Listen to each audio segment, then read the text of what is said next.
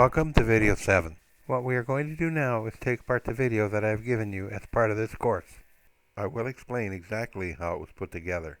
You can put all kinds of stuff in the background, but there will be times when a white background is required. This time I chose to use a shade of blue, which is represented by the hexadecimal notation of pound 87 CEFA. This is just a small example of how a missing attribute tag can mess up your whole web page. If you are using hexadecimal, you will always need to precede your number with a pound sign. And if you don't, this just won't work right. Also, this number needs to be in the opening body tag like this. When you look at the code on this web page example, you will notice that the whole thing is organized into 3 tables. The first table encompasses the header all the way down to the online marketing image, as well as the notice to fill in the form. The second table contains the article and the form. The first 2 tables will not have a border that shows.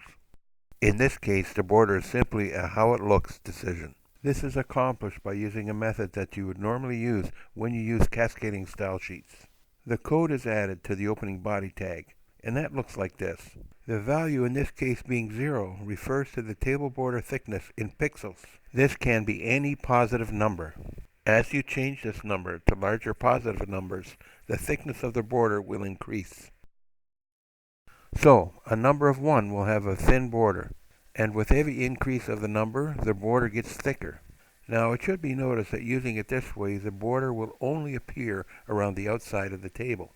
In the third table at the bottom of the page, the border is established in the old way, and that is by using the border attribute in the opening table tag this way.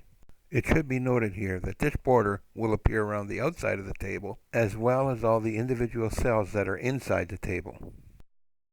As I mentioned in a previous video, the vertical columns are set up using the TD tags. The number of possible columns is only limited by the width of your page. This table is divided into 4 columns. A problem occurs when you want to use a top row as a placeholder for your header. This is accomplished by the colspan attribute this way.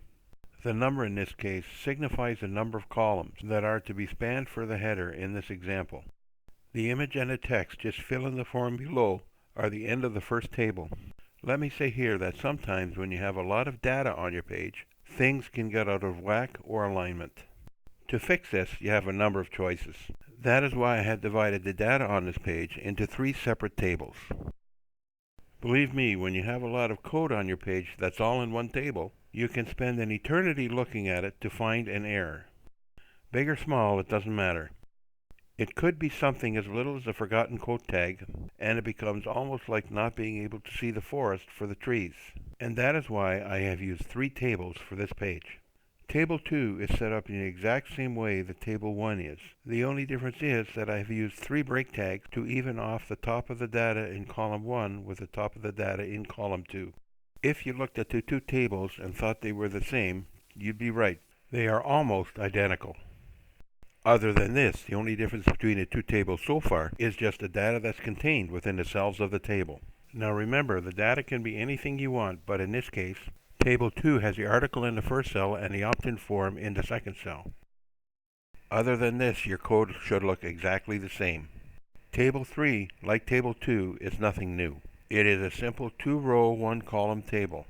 You can use this method if you have just a little information to display. In this case, the appearance of separate lines is accomplished using the break tags. That's it for this video and the whole course. If you have any questions, feel free to contact me. Pay attention to what you're doing and watch out for the proper use of your tags. Do that and this whole experience should be a very good one. Just keep in mind that it's actually easier than it looks, remembering that the devil is in the details.